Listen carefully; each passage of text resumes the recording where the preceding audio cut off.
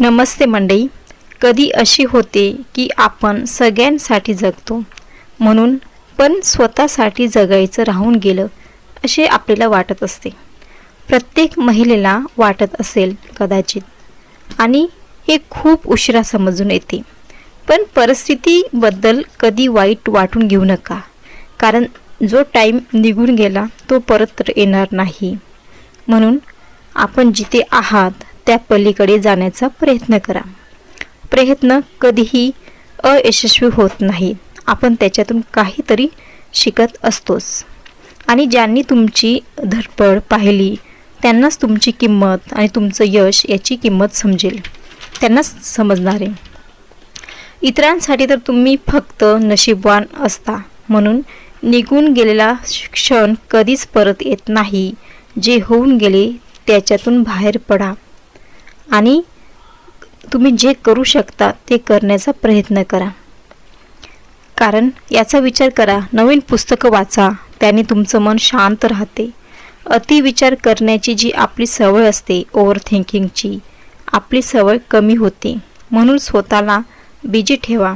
Busy ठेवणे म्हणजे फक्त किचन किंवा मुलांसाठी नाही, तर आपली संपूर्ण जबाबदारी पूर्णपणे करून स्वतःसाठी टाईम देणे होय. जसे नवीन काहीतरी शिकणे, त्यात शिलाई असू शकते किंवा beauty parlour, home making ideas, असे काहीही असू शकते. अगदी एखाद्या मैत्रिणीसोबत गप्पा मारणेही. पण मन हलके होत असेल, पण गप्पानंतर आपली परिस्थिती चांगली होते का हेही पाहणे महत्त्वाचे असते.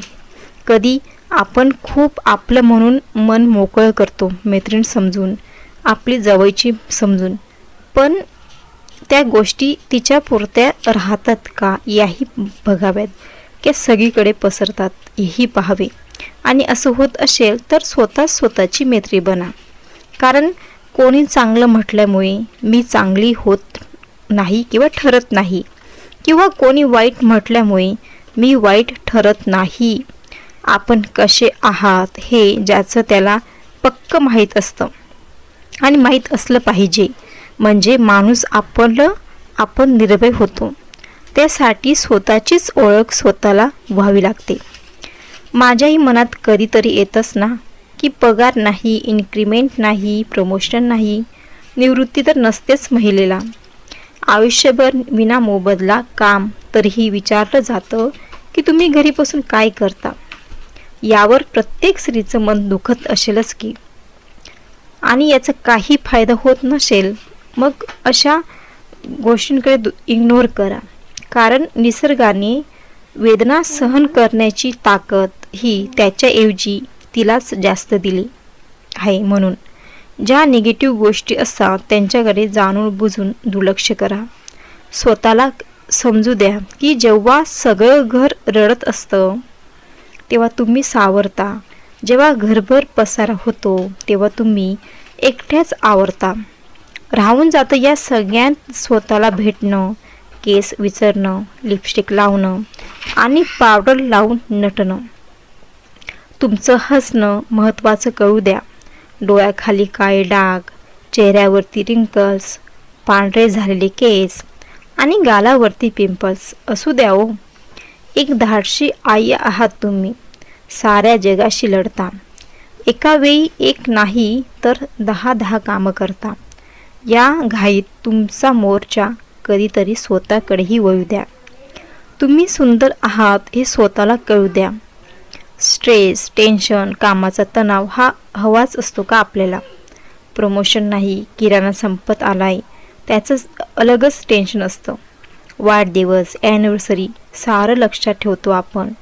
अगदी कॉल नाही केला कोणाला तरी आवर्जून मेसेज तरी करतो. तुमच्या कौतुकाने जर कोणी जळतं तर जळू द्या, पण तुम्ही सुंदर आहात हे स्वतःला कळू द्या. कारण आपण विनाकारण दुसऱ्यांचंच टेन्शन घेतो की लोक काय म्हणतील या गोष्टीचं, पण ते काही कामाचं नसतं. आणि सगळ्यात महत्त्वाचं म्हणजे तुम्ही वेळेवर खात जा आणि टाईमवर झोपा. जरा जपा स्वतःला. तुमच्यामुळेच घरातलं घर पण असतं. घरात नको सतत साऱ्यांची काळजी घेणं, नको सतत दुसऱ्यांमध्ये बिझी असणं, आपली जबाबदारी, आपलं किचन, आपलं मुलांचं संगोपन, आपल्या नवऱ्यासाठी केलेलं काम, सगळ्या गोष्टी आपटून आपण स्वतःलाही टाईम दिला पाहिजे. कारण कधीतरी आपण आपलं असणं खूप महत्त्वाचं असतं. स्वतःसाठीही मी टाईम तुम्हालाही मिळू द्या की, आणि तुम्ही डिझर्व करता या सगळ्यांसाठी. हा माझा पहिलाच व्हिडिओ आहे, त्यामुळे तुम्हाला आवडला असेल तर कॉमेंट्समध्ये नक्की सांगा. धन्यवाद.